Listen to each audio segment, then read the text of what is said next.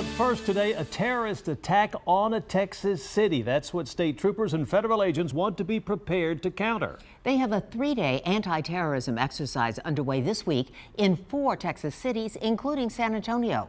Eyewitness News reporter Jeremy Baker joins us live from the Northwest Side with more on the massive training project. Jeremy? Yeah, this is Government Canyon State Park. The Texas Department of Public Safety and also the San Antonio FBI are running the event inside the park, which is why we were only allowed in for about 15 to 30 minutes earlier today. They're analyzing how federal, state, local, and other jurisdictions can work together in a real-life crisis event in an effort to save lives.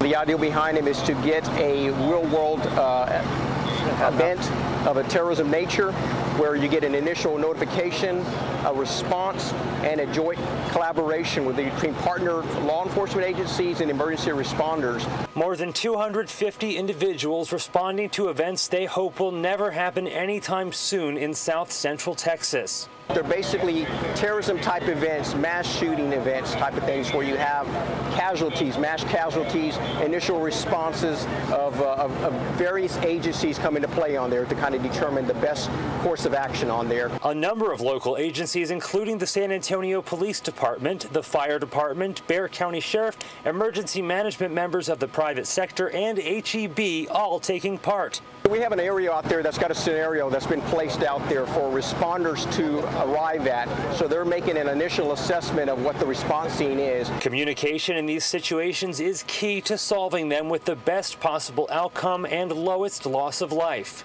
Emergency management trailers for communication enhancements, because you have struggles with cell phone, radio receptions, interoperability between agencies. That whole communication and intelligence sharing pieces have to come to play.